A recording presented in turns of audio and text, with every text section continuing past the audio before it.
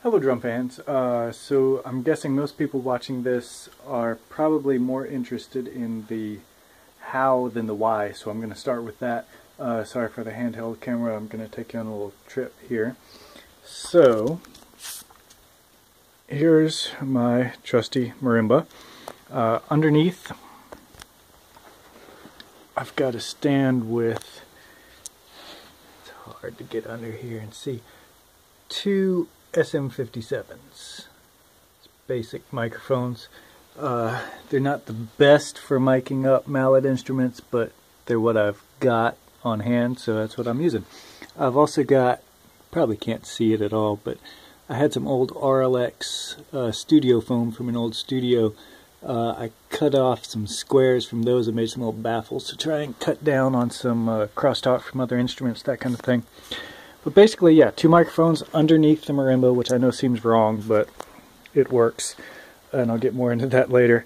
Those are going into this little mini mixer here. From the mixer, I was wearing headphones, so I've got my own little personal monitor mix, my Just Me mix, which, again, we'll talk about later.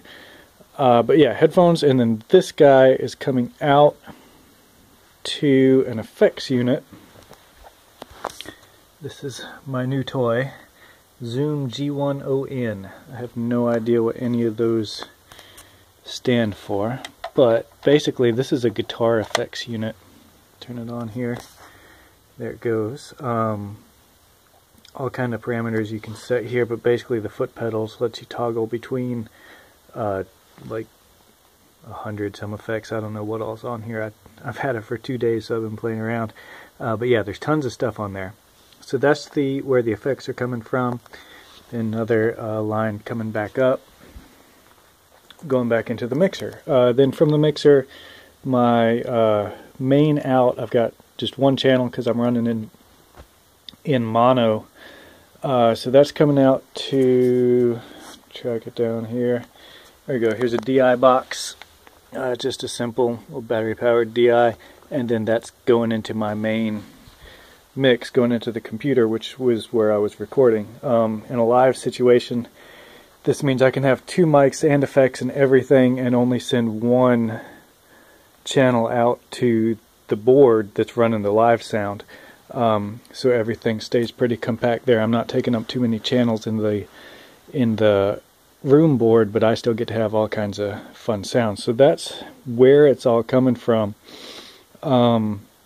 I was just playing one patch on the G1 there, but one of the cool things about this particular effect is, or this effects unit, is that it's got a what they call a pre-select.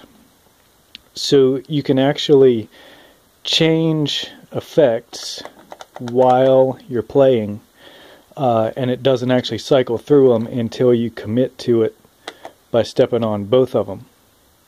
So if you're switching back and forth between like pad sounds, lead sounds, solo sounds, you know, melody sounds, group melodies, whatever, you can change your effects on the fly.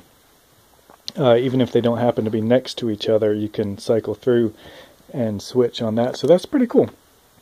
So that's the basic setup in a nutshell. You know, try it out yourself, have some fun.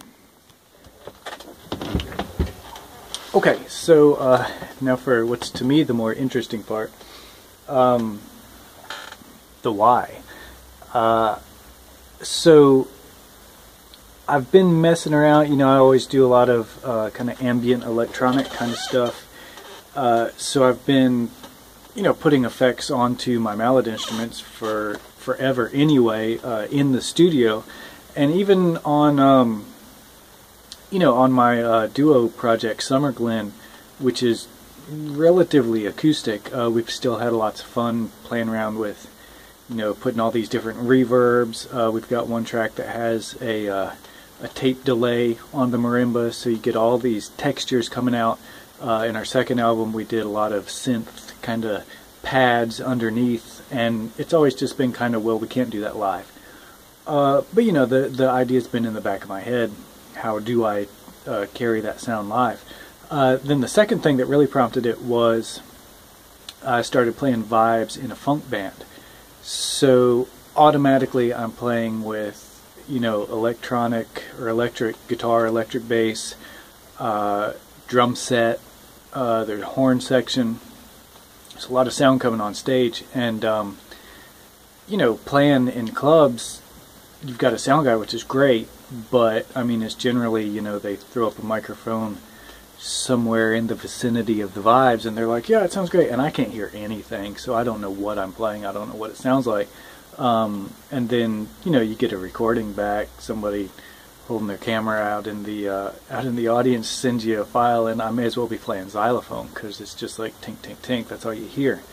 So I started thinking, okay, I need to have more control over my sound to make things better, but still keep things easy on the sound guy. So what I was thinking is, you know, at the minimum I need 2 mics on a mallet instrument, vibes, marimba, whatever.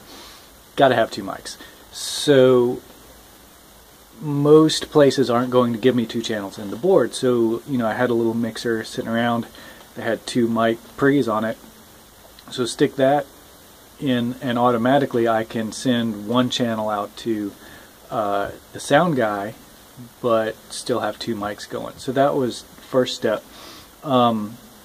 Second thing, you know, the mixer has a headphone out as well as the main out, and those 2 are independent, so you can have headphones and it doesn't cut off the main out, which is great. So I can have a just me mix. So if I'm playing a solo or something like that, where, you know, maybe the sound's getting to the front of the house, but it's not getting to me, I can't hear myself, so I can put on headphones there, be able to hear myself, see what I'm doing, and not have to worry about, you know, just slamming it to be heard, because that ruins your tone again. So that was what started it, but then it's like, okay, well, this mixer has an effects loop on it, may as well use it. So I got this little guitar effects unit that runs right in, nice and simple, and start playing with expanding sounds. So that lets me have more textures, which I like. You know, it's cool to be able to kind of mix up the sound a little bit, but it also, again, if I'm playing a solo, I can throw on a nice cutting, distortion kind of sound, just like a guitar player would, and be able to cut through the band without having to, again, pound in and ruin your tone anyway. So So this way I can enhance the tone but not just kill it. So that was the idea. I'm still playing with it. I've had this effects unit for 2 days. I haven't tried it live yet. I've got a gig tomorrow, so that'll be my first outing with it. But yeah, it's been a lot of fun to kind of just mess around with it. As far as the way that I'm miking, the idea was presented to me at a conference a year or two ago where people were talking about how do you mic vibraphones. And there's all kinds of fancy pickup systems and miking systems that cost thousands of dollars, which I don't have because I'm a musician. So somebody presented the idea. They said they had been using little clip-on mics underneath the bars, and everybody said, oh, well, the sound comes off the top of the vibes. It's not going to pick anything up. And he was like, hey, try it. It works. So I did. I came home, and again, I had SM57s laying around because they're cheap. So I grabbed a couple of those, put them on a dual stand coming up through the bottom, and it works great. It tends to cut out a lot of ambient sound because you're basically in a little box, so that's nice. But yeah, somehow coming from the bottom, something about how the frame forms a sound chamber, you still get plenty of tone and all coming off. So for live work, it's a great compromise. You know, in the studio, of course, put those mics on top and get the best sound you can, but for live work, it really works well. The only thing you have to look out for, if the mics are too high, you get this horrible thunk sound, which is actually the vibration of striking the bar carries through the whole frame of the instrument, and it's very pronounced in the microphones. So you have to get down low enough to cut that out, but then high enough to still get a tone. So it's generally, you know, once you find that sweet spot, it's like, okay, there it is, and it's always going to be the same. So yeah, you get that. I'm experimenting with putting these foam pads on there to cut out even more ambient sound. One of the things that I've noticed with this effects unit is it's real easy to get feedback. You got live mics and then pumping all these really hefty effects through, feedback is just gonna happen. I'm noticing especially the way this comes, anything with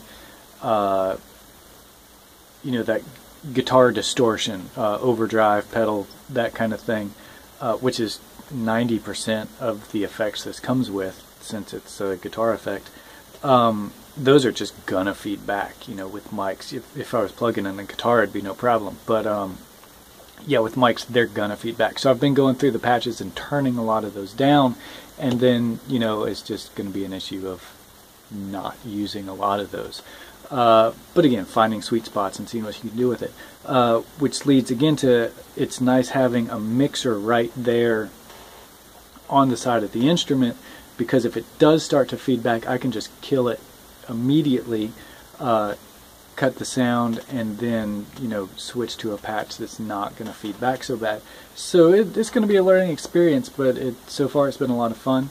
I'm going to start incorporating those into some of my electronic experiments that I've been doing too, and kind of see where it leads. So I'll try and get a recording of the gig that I've got coming up, and then keep experimenting with it and keep you updated.